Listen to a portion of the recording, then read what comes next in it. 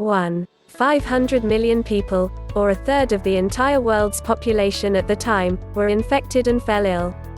This influenza pandemic happened over the course of 1918 and 1919. 2. Even the then President of the United States, Woodrow Wilson, caught it, and so did future President Franklin Delano Roosevelt.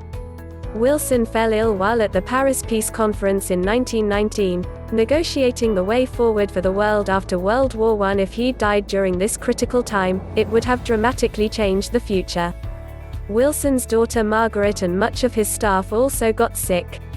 Roosevelt, then the Assistant Secretary of the Navy, was infected while on a voyage to France aboard the USS Leviathan.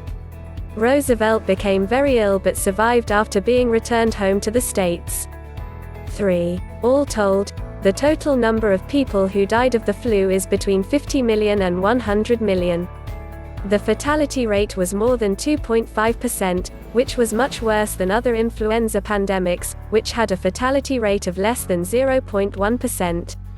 4. Nearly 70% of those deaths, something like 35 million to 70 million people, happened over just 10 weeks in the fall of 1918. 5. In just the United States, around 675,000 people died from the flu in 1 year, about the same number who have died of AIDS in the US in almost 40 years. 6. Famous people who died of the virus include former First Lady Rose Cleveland, Major League Baseball player Larry Chappell, and silent film star Myrtle Gonzalez. 7. The pandemic came to be known as the Spanish flu, but it didn't actually start in Spain at all. When this new strain of influenza first hit Europe in early 1918, it spread throughout military camps on both sides of World War I. Despite this, the governments involved in the war kept it a secret because they feared that acknowledging their troops were sick could help the enemy. That's where Spain came in. Since it was a neutral country, it had no need to hide the truth when its people got sick, so the Spanish government and media reported what was happening. Later, when the flu was everywhere, Spain's early candor made everyone think it originated there, but that wasn't the case. 8. In fact, no one actually knows where the virus started. Historians have theories, but nothing has ever been established definitively. As World War I entered its fourth year, 1918, the US government was intent on keeping up morale. So there was a lot of pressure to stifle negative news, and that included news about the virus. Wilson made no statements about the virus, and the Surgeon General told Americans there was no cause for alarm. 9. The refusal of the US government to tell the truth about the virus is a big part of why it spread so dramatically. 10. Nearly 13,000 people died in Philadelphia alone, largely because of the government's secrecy in an effort to keep up morale.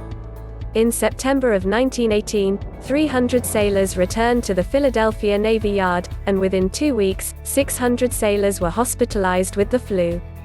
Local physicians called for a quarantine, but there was a military parade coming up, one the government hoped would help improve sales of war bonds, so no quarantine happened.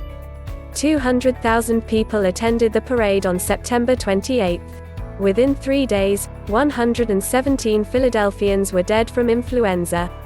11. This virus killed not just the very young and old but also healthy teenagers and young adults, and many died just hours or days after first experiencing symptoms. It's believed that young people at that time in history hadn't been exposed to earlier influenza viruses, so they didn't have antibodies that would help them fight the virus. 12. The 1918 flu. However, the 1918 flu was of avian origin, or, in plain speak, it came from birds instead of pigs. As an H1N1 virus, like the swine flu of 2009. 13. The American health system was severely overburdened, especially with so many nurses overseas because of the war. There was a desperate need for more nurses, and as the number of sick grew, the Red Cross even used untrained volunteers in many situations despite the fact that there were many trained black nurses who could have helped but weren't asked. Later, hospitals were so overtaxed that makeshift hospitals sprouted up at schools, private homes, and other buildings. 14. People who got the flu experienced severe fatigue, fever, and headaches. Many also suffered from a cough so severe they would turn blue, tear abdominal muscles from coughing, and bleed from the mouth, nose, and sometimes ears. 15. There were 3 waves of the flu in 1918-19, first in the spring, the second in the fall, and the third in winter. Pandemics like the 1918 flu have taught us that remaining vigilant about prevention and not loosening precautions too soon is key to saving lives.